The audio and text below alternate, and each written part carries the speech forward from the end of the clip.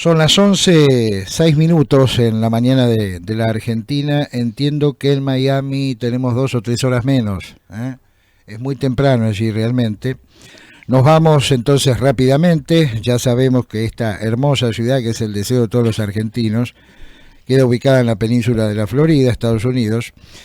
Y vamos a hablar precisamente con un politólogo, escritor, conferencista, miembro de la Asociación Norteamericana de Ciencias Políticas, nada menos, como es el doctor Julio Gilling, a quien en estos momentos lo tenemos en línea. ¿Cómo le va, Gilling? Gusto en saludarlo desde Pilar, Buenos Aires, en la Argentina. ¿Cómo está usted? De lo más bien, gracias a Dios, encantado de estar con ustedes, Claudio Analía. Bueno, qué ciudad hermosa, en la cual habita. Efectivamente, y como usted bien lo explicó, lleno de argentinos que realmente pues le dan un sabor y un aporte extraordinario a Miami. Bien. Bueno, Gilling, ¿cómo se ve este momento argentino?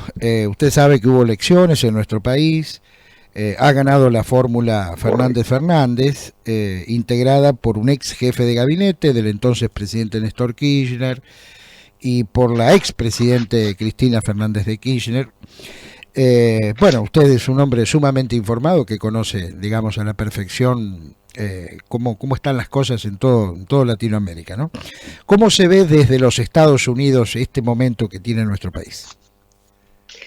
Sin lugar a duda, me atrevo a decir que no es la fórmula que se hubiera querido por muchísimas razones, y podemos simplemente empezar por el apego que tiene lo que aquí es entendido como un retorno al kirchnerismo, el apego que tiene el kirchnerismo al socialismo del siglo XXI.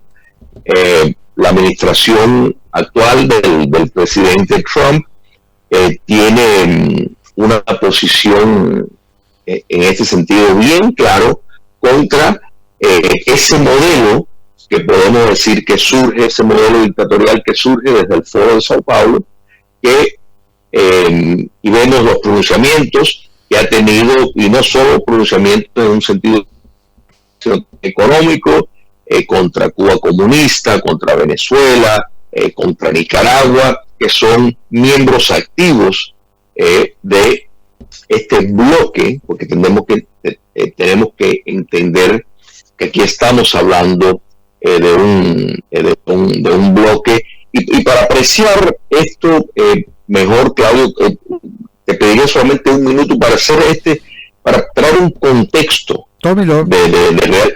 Porque es importante esta apreciación. Mira, cuando cae el comunismo soviético, que fue el gran proveedor de los fondos del comunismo internacional en el siglo pasado, pues inmediatamente Cuba comunista, o sea, Fidel Castro principalmente, formuló un nuevo modelo que parte de la reunión del Foro de Sao Paulo, y lo que ahí se engendró, que es una organización con su pleno de centros de mando, que buscó reformular la metodología para llegar al poder y promover la subversión marxista. En otras palabras, ya no había los recursos para la guerra frontal, y había que entonces cambiar de modelo, adoptando más bien tal vez lo que había propuesto Antonio Gramsci, los del Colegio de Frankfurt,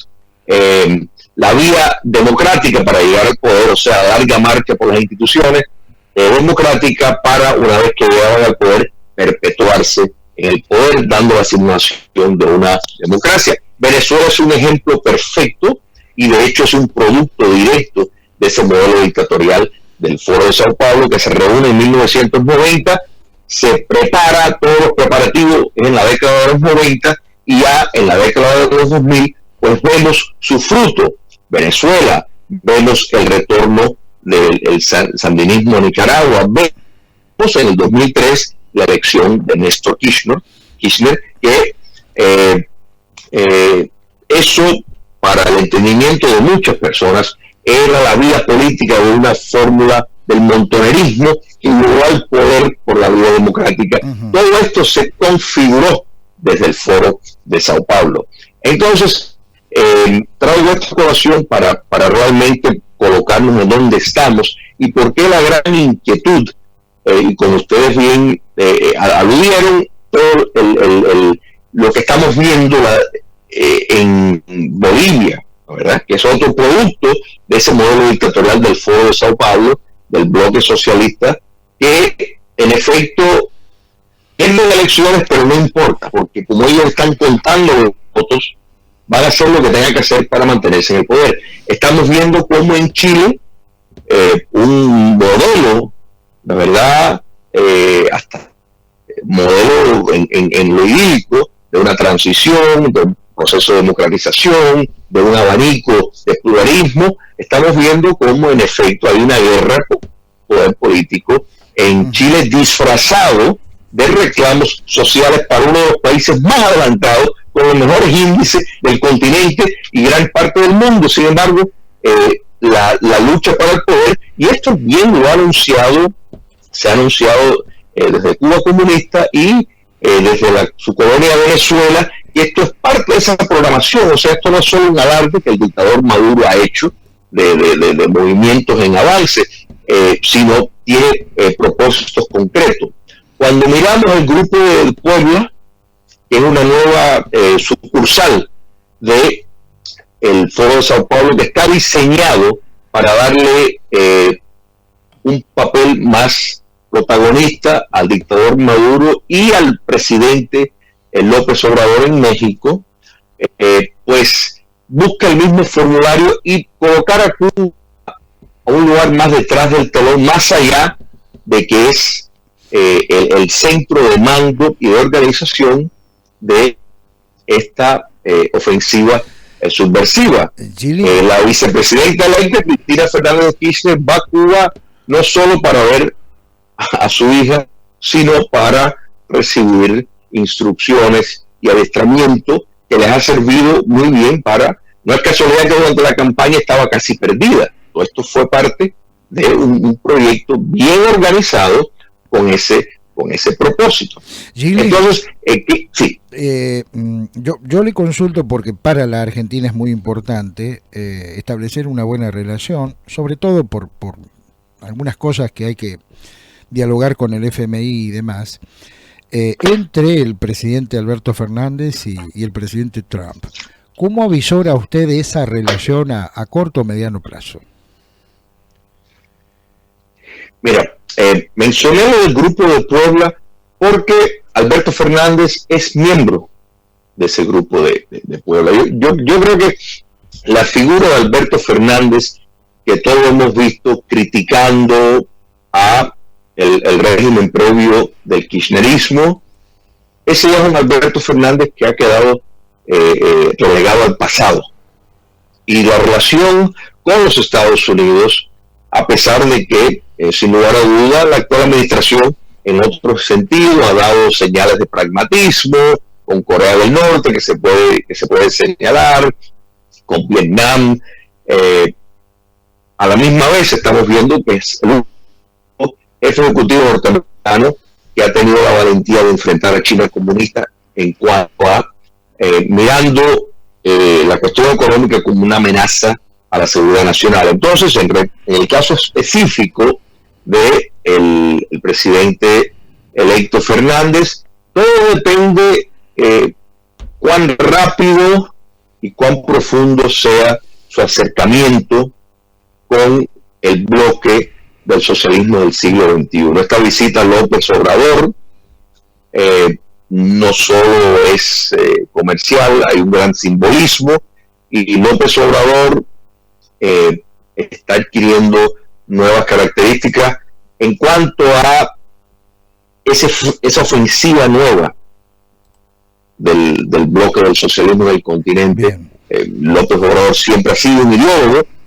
entonces su proximidad a los Estados Unidos, el hecho de que ha ejercido hasta ahora un mutismo con el narcotráfico, otro gran problema en la Argentina, que fue una importación del régimen kirchnerista, pues yo creo que todo depende cuán profundo se logra ese acercamiento con el bloque socialista. No creo que va a haber buena receptividad en el sentido ideológico, en el sentido moral, y por supuesto el dogma económico de ir estatizando más las industrias, de sobrecargar la economía de regulaciones, pues el empresario internacional, pues si tenía pensado ir a Argentina, pues se mudará, y algunos de los que están, pienso que se van a estar, ya deben estar pensando hacer las maletas hacia otros lugares donde va a encontrar un entorno más amigable. ¿Confía en el pragmatismo del presidente Fernández? Digamos, en la posibilidad de poder ubicarse de acuerdo al contexto internacional y de acuerdo al momento. ¿O lo ve con una posición más definida en lo ideológico? El presidente electo Fernández es entendido como totalmente carente de autonomía en este momento. O sea, él entiende claro, y como para que no se olvidara, Diosdado Cabello se lo recordó, de que estaba ahí gracias a ellos. En otras palabras, no creo que él tiene la fuerza en sí mismo poderse mover de quien lo ayudó a estar ahí. O sea, esto es un retorno al kirchnerismo sin lugar a duda. Él sabe que tiene ese puesto gracias a eso. Fue presentado como el rostro para intentar de blanquear, porque sin lugar a dudas, o sea, no es fácil cuando alguien que está en la boleta pues ha tenido 12 procesos abiertos de criminalidad, cuando existen unos escándalos muy difíciles de esconder, pues naturalmente él ha sido el rostro, que la intención ha sido blanquear ese pasado tenebroso, y lamentablemente el presidente aún actual, Mauricio Macri, sin lugar a dudas cometió errores, y el primer de ellos es querer estar, en decir un refrán popular, en misa y en procesión. Bien. En otras palabras, pensar que iba a poder contentar a determinados grupos de votantes que nunca van a votar por él, nunca lo van a abrazar. Sin embargo, él intentó ser un gesto de tal vez mega cordialidad, que resultó, yo diría, suicidio. Tuvo la oportunidad de haber cambiado un curso en Argentina y no lo hizo, atacando puntos problemáticos del panorama socioeconómico argentino, y bueno, perdió las elecciones, pero no hay mucho optimismo. Bien, Shiglin, le hago la democracia del mundo. Le hago las dos últimas. Recordemos que estamos dialogando con Julio Shiglin, politicólogo, conferencista, está residiendo en estos momentos en los Estados Unidos.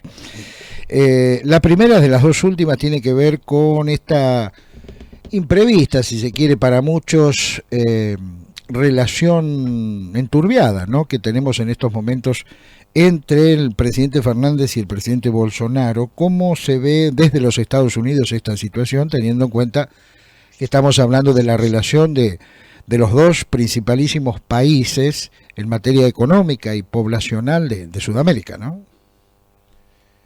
Bueno, mira, eso, la pregunta que acabas de hacer, Claudio, realmente nos deja ver mucho, si se quiere tratar de entender o de poder predecir cómo la Casa Blanca, qué política va a tomar, mirando por la posición que va tomando el presidente Bolsonaro de Brasil. Y es muy sencillo. Volviendo al Foro de Sao Paulo, Brasil, por la figura de Lula da Silva, fue un co-conspirador. Bueno, la única razón por la cual Brasil no cayó en la situación como Venezuela, no se pudo imponer un modelo de ese tipo. Son por personas como Jair Bolsonaro que evitaron que las Fuerzas Armadas fueran cooptadas y penetradas como hicieron en Venezuela, como hicieron en Nicaragua, como hicieron en Bolivia. Entonces el presidente Bolsonaro, vinculado a inteligencia militar, entiende perfectamente bien la amenaza y la operación en bloque, que podemos incluir a las FARC, a las milicias Hezbollah de Irán. O sea, esto es un proyecto grande. Esto no es si entramos en Irán, pues entramos en el caso AMIA, entramos en las razones por las cuales el gobierno de Cristina Fernández de Kirchner pues no quiso destapar todo esa la realidad de lo que ocurrió. Entonces el presidente Bolsonaro entiende eso perfectamente bien. Su posición no es de capricho, es de precisamente tener información privilegiada acerca de los manejos del proyecto socialista en el continente y el papel que le tienen reservado para la fórmula Fernández-Fernández. Entonces, pues, está actuando consecuentemente con eso. Y Bolsonaro, pues, tiene un gran parecido al presidente Donald Trump, no solo en estilo, sino también en una visión, una concepción del mundo. Así que si el presidente norteamericano tiene que mirar en esa, podemos decir, disputa, sin lugar a duda va a apostar por Bolsonaro, porque hay un entendimiento mucho claro y en las inquietudes de Bolsonaro, yo creo que las inquietudes de muchos demócratas en el continente. Bueno, vamos a la última. ¿Qué posibilidad augura usted acerca de una buena reprogramación de los vencimientos con el FMI, atendiendo a cómo se ven las cosas desde los Estados Unidos con el gobierno argentino? Digamos, y fundamentalmente, ¿cuáles serían, en su criterio, las condiciones que la Argentina debería reunir? Bueno, el papel del Fondo Monetario y la banca internacional y los organismos de financiación internacional, pues claro, tienen la primer responsabilidad de tratar de evitar un sentir de pánico, en otras palabras, de no demostrar inquietudes, de demostrar un pragmatismo hasta cierto sentido optimista. Ese es el papel de ellos en lo que tienen que proyectar. Ahora, que entiendan que el modelo que puede implementar la fórmula Fernández en Argentina sea un modelo de crecimiento económico para satisfacer las necesidades de la sociedad argentina, esté en una posición de lograr mayores créditos, no creo muy favorable. Pero la imagen tiene que seguirse propagando de apertura y las puertas mantenerse abiertas, por lo menos en lo discursivo. Ahora, en la práctica pienso que será otra realidad la que se va a desembocar. Muy bien, estamos escuchando a Julio Schilling, conferencista, politicólogo, miembro de la Asociación Norteamericana de Ciencias Políticas. Denos un poquitito de envidia, ¿cómo se presenta la jornada allí en Miami? Un día precioso, y ahora entramos en la época que la humedad de baja, aún las aguas están cálidas, sin embargo, y bueno, es una hermosa ciudad para vivir. Particularmente el hecho de que se está en los Estados Unidos, pero a la misma vez es como estar en que de hecho se conoce como la capital de América Latina. Y aquí siempre le damos las bienvenidas a todos los argentinos, que de nuevo es la segunda ciudad con más argentinos en los Estados Unidos, hay que destacar eso.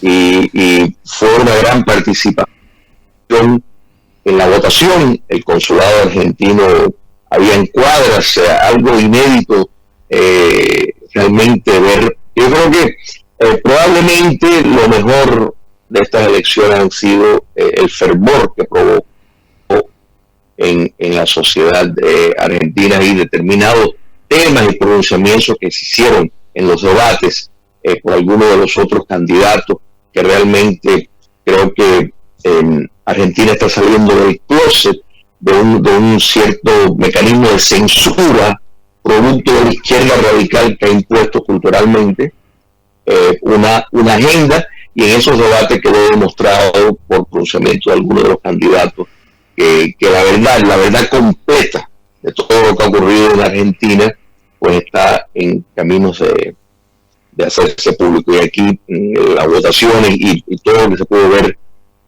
en la vía pública en Miami pues lo demostró. Gilling, le agradezco muchísimo su tiempo, su gentileza para este contacto, le enviamos un saludo y que tenga una buena jornada, ¿eh? Cómo no, con mucho gusto siempre. Bueno, ahí estaba el doctor Gilling trazándonos un panorama. Nosotros quisimos hacer esta nota y notas más o menos parecidas que vamos a continuar haciendo en el transcurso de los próximos días, porque uno puede estar de acuerdo o no con la mirada que se tiene desde los Estados Unidos sobre la Argentina. Lo que no puede hacer es ignorarla.